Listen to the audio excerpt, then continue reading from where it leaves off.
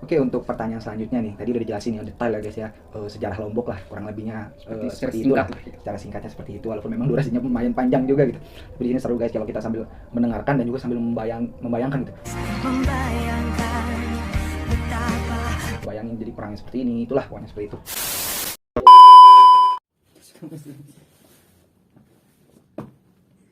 Nah, kalau gini kan lebih ngobrol santuy. Nah, kalau tadi terlalu tegang gitu. Kayak mau ngasih. A few moments later. Oke, bismillahirrahmanirrahim. Assalamualaikum warahmatullahi wabarakatuh. Kembali lagi di channel Asuhan Milenial. Salam Milenial. Oke guys, pertama-tama yang sama-sama kita hormati Bapak. Ini teman saya gitu ya guys. Teman saya ini jauh-jauh, dia dari Sakra Lombok Timur sebelah sana, dia bagian ujung lah ya. Itu lumayan jauh juga dari sini. Kita itu kalau kita ini lagi ngesut itu di Ancor, jadi lumayan jauh lah dari Solong ke Sakra. Itu dia jauh-jauh dari sana untuk buat vlog sama saya gitu. Jadi bantu terus, support terus, jangan lupa ya buat kalian yang belum like, comment, subscribe, jangan lupa di subscribe untuk biar kita tuh makin semangat lagi gitu ya kan. Oke, langsung saja lah ya gitu ya, kita ngos-ngosan gitu ya, atau ngobrol-ngobrol santuy. Diminum dulu Pak kopinya biar enak gitu kan, seruput biar santuy, mantap banget, biar santuy gitu kan.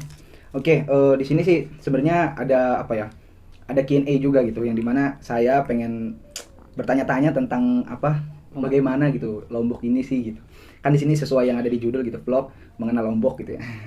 Gitu. Oke, pertanyaan pertama saya itu yaitu gimana sih Lombok ini gitu, yang ada di Lombok ini tuh gimana gitu, apa aja sih isinya gitu kira-kira ya kan, gimana Pak?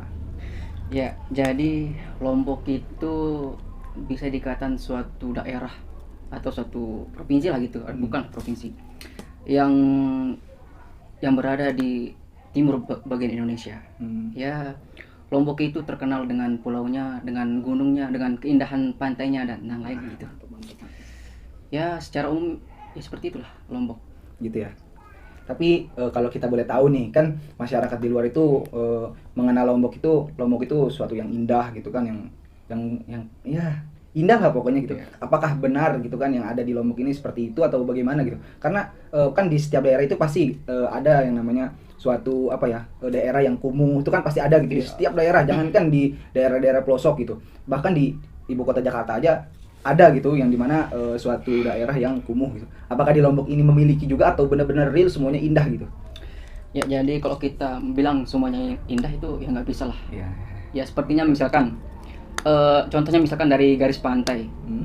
Yang namanya Lombok itu kan biasanya kalau kita mau melihat keindahan pantai itu dari pasirnya, yaitu pasir putihnya ya. Ya, benar. Jadi Lombok itu garis pantai putihnya itu dari Lombok Selatan sampai Lombok Utara bagian barat lah gitu. Nah, kalau Lombok Timur sampai Lombok Utara bagian selatan gitu, itu pantainya agak hitam atau bisa kita bilang pasir hitam gitu. Oh, jadi untuk di bagian utara itu dia pasirnya itu putih gitu ya? Ya, dari Lombok Selatan tengah gitu sampai ke utara gitu. Jadi istilahnya gini loh guys, kayak kotak gitu ya. Di bagian atas itu, bagian sana itu dia apa ya, kayak terbatasi gitu. Di sini pasirnya putih dan yang di bawah itu dia pasirnya hitam gitu. Kotak gitu. Contohnya seperti itulah kurang lebihnya gitu. Kalau di Pulau Jawa bisa digambarkan tuh kayak di Jakarta Utara tuh kan, sana Jakarta Utara itu pasirnya putih gitu kan. Ya kan Jakarta Utara gitu. Nah, di Jakarta Selatan pasirnya hitam gitu. Contohnya seperti itulah kurang lebihnya. Oke, lanjut ke pertanyaan kedua ya Pak. Asal muasal nama Lombok. Nah, ini nih guys, asli saya pengen tahu banget gitu. Memang ada gitu ya asal muasal nama Lombok gitu, yang Sidi tahu aja gitu. Ya, sepengetahuan saya, jadi Lombok itu kalau bahasa Lombok ya, kalau secara bahasanya Lombok itu berarti lurus gitu. Kalau filosofisnya sih, mungkin kan kalau kita membuat nama atau nama sesuatu itu mungkin sebagai doa gitu supaya kan Lombok itu kan lurus gitu kan. Iya. Namanya Lombok kan, kalau bahasa Lombok itu kalau diterjemahkan ke bahasa Indonesia dah lurus gitu. Lurus. Tapi kalau secara geografisnya Lombok itu nggak lurus gitu. Mungkin para nenek moyang orang-orang Lombok atau suku Sasak lah pada waktu itu mengapa menamakan Lombok, mungkin agar penduduknya itu kehidupannya lurus gitu, yang enggak yang aneh-aneh lah gitu. Oh berarti kata Lombok itu tersendiri itu diambil dari bahasa Lombok. Iya. Jadi bukan kayak seandainya dari bahasa Arab atau bahasa-bahasa yang lain gitu ya, Enggak. bukan ya? Oh berarti kata Lombok itu yang dimana artinya lurus yang diambil dari bahasa Lombok tersendiri. Iya, gitu. Oh iya. Jadi gitu guys. Jadi buat kalian yang belum tahu ya kan, asal muasal nama Lombok, ya itulah kurang lebihnya sepengetahuan teman saya itu seperti itu gitu. Yang dimana kata Lombok itu diambil dari bahasa Lombok tersendiri gitu, tersebut gitu. Nah yang dimana artinya itu lurus ya, lurus.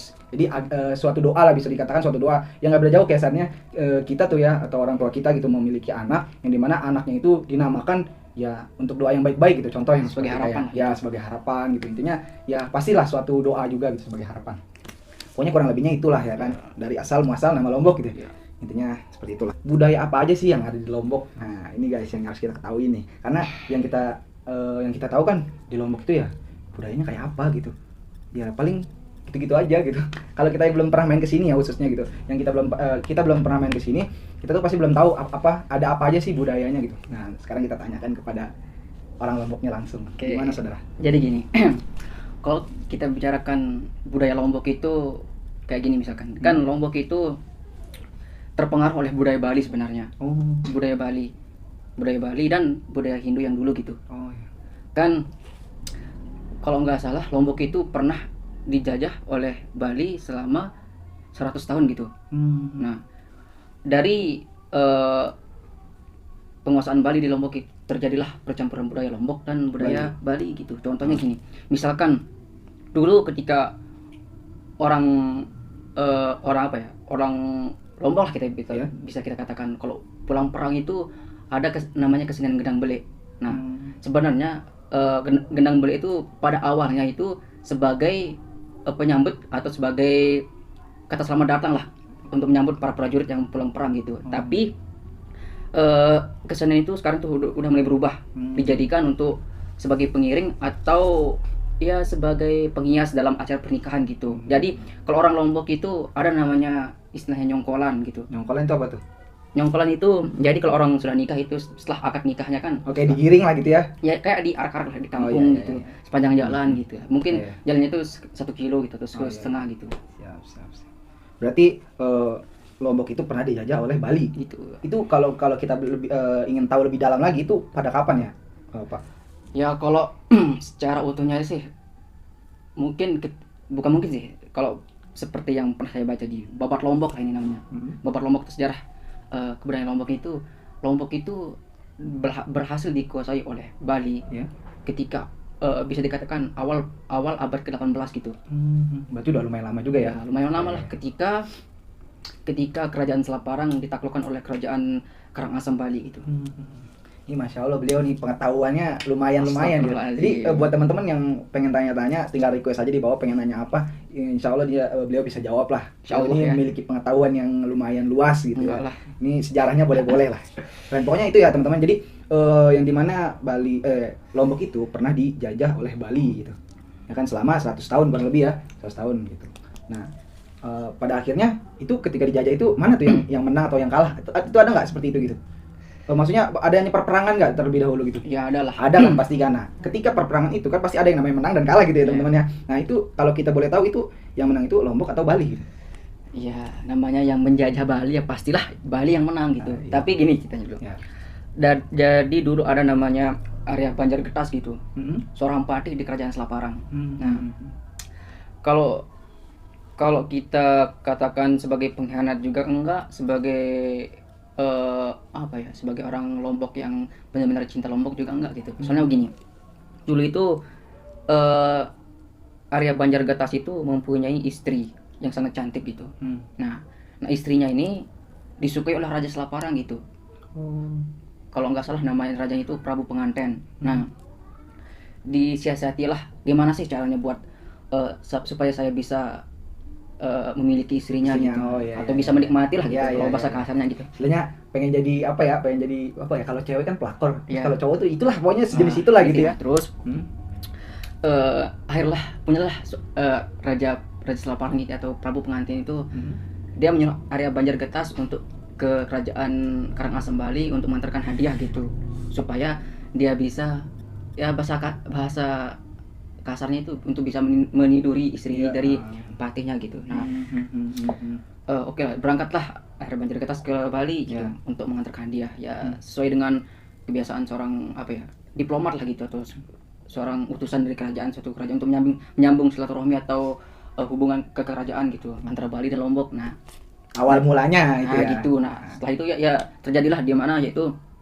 Prabu pengantin itu meniduri istrinya. Oh, itu sampai terjadi? Ya terjadi gitu, sampai terjadi sampai Itu paksaan atau gimana, ya Pak? dipaksa lah. Oh, dipaksa. Dipaksa. Berarti dari pihak si perempuannya nggak mau gitu ya? Nggak mau. Oh, itu jahat guys. Kalau bahasa gitu ya. sekarang itu ya rudal paksa lah gitu. Rudal paksa gitu. Pemerkawasan. Pemerkawasan gitu ya, kurang lebih ya. Ya, Nah, pemerkawasan gitu. Bahasa kitanya gitu. Nah, Oh iya. di sana itu ketika pulang Hmm. bukan Prabu, siapa? Arya Banjar Getas itu dikasih tahu lah oleh istrinya gitu bahwa saya itu pernah digini-giniin sama raja gitu. Tapi Arya Banjar Getas itu nggak percaya dulu. Nah, dia itu belum percaya terhadap apa yang diomongkan istrinya karena dia itu sangat bakti pada rajanya gitu. Nah, setelah itu ketika ada suatu acara lah gitu, acara Arya Banjar Getas itu melihat kemben istrinya gitu. Jadi kemben itu kayak gimana ya? Kain lah yang diikat gitu ya? diikat gitu di sini di area sensitif dari perempuan Ya, gitu. ya, Nah, ya.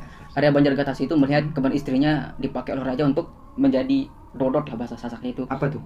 Kayak pengikat pinggang gitu. Oh, pengikat pinggang. Oh iya. Kain gitu. Hmm. Terus sebagai penguatnya itu ada namanya gitu. Ya.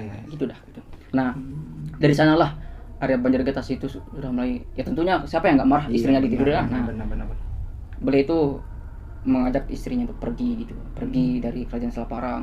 Terus ya namanya dendam ya, Ya. namanya dendam. Arya Banjar Getas itu pergi ke Bali untuk meminta bantuan. Sebenarnya Bali itu sudah lama ingin menjajah Lombok, tapi nggak berhasil gitu. Nah, setelah adanya Arya Banjar Getas sebagai orang dalam gitu, sebagai dikatakan sebagai pengkhianat lah bagi warga Lombok secara umum gitu kan. Ya mungkin kalau perkataan saya Arya Banjar Getas sebagai pengkhianat ya bisa ditegur lah gitu mungkin nanti oleh ahli sejarah gitu kan. Ya. Tapi itu sudah jelas, itu masyhur, udah apa ya, dalam babat itu udah tertera seperti itu gitu. Ketika Arya Banjar Getas meminta bantuan ke kerajaan Karangasem Bali gitu ya, dengan menceritakan apa yang terjadi di sana, maka dibantulah Arya Banjar Getas ini Untuk memerangi Lombok untuk gitu. sekaligus untuk membalas dendamnya gitu ya Iya. terhadap perlakuan dari si raja tersebut gitu. Oh, jadi gitu guys. Jadi kurang lebihnya kayak sana kita nih berdua nih orang Lombok gitu kan. Kita berdua orang Lombok dan kita tuh istilahnya ada sangkut pautan lah, kenal lah gitu kan. Terus istri saya tuh ditiduri oleh beliau gitu ya, oleh beliau gitu. Astagfirullahaladzim. Contoh gitu saudara. Gitu kan. Nah, akhirnya beliau tuh pergi dari kayak dari ruang lingkup kita lah gitu ya, keluar dari Lombok dan akhirnya dia tuh pergi ke Bali untuk meminta bantuan ya. Meminta bantuan sekaligus untuk memang Bali itu ingin menjajah Lombok gitu ya. Ya. Nah, jadi menjajah sekaligus untuk membalaskan dendamnya si siapa namanya? Arya Banjar Getas. Nah, itulah kurang hafal juga namanya, Bro. Itulah. Arya Banjar Getas. Nah, Arya Banjar Getas. Nah, itu sekaligus jadi menjajah Lombok sekaligus untuk membalas dendam dari Arya Banjar Getas. Nah, itulah kurang lebihnya. Oke, jadi kalian kalau memang masih kurang paham dari pembicaraan kita gitu kan, bisa ditanyain juga di kolom komentar gitu ya. Pokoknya kalau bingung-bingung tanya aja. Insya Allah nanti dijawab, pasti dijawab. Insya Allah. Oke deh, sampai di sini aja dulu video kali ini gitu ya. Terima kasih ya Bro Riza ya. Sama-sama. Dulu dong. Nanti kalau teman-teman mau tanya apa, request bagaimana di Lombok ini tentang apa itu bisa di komentar aja. Insya Allah nanti dibuatin videonya sama kita ya. Mau nanti bintang tamunya ini saudara Riza namanya, jangan lupa ya, Riza lagi, bisa nanti kita request lagi sama beliau. Oke, thank you for watching. Jangan lupa like, comment, dan subscribe. Apabila video ini bermanfaat bagi kalian, bisa di share ke grup-grup yang ada di lingkungan kalian. Oke, sekian dulu, kurang lebihnya mohon dimaafkan. Akhir kata kami ucapkan wabillahi taufiq walhidayah. Wassalamualaikum warahmatullahi wabarakatuh. Salam milenial. Thank you.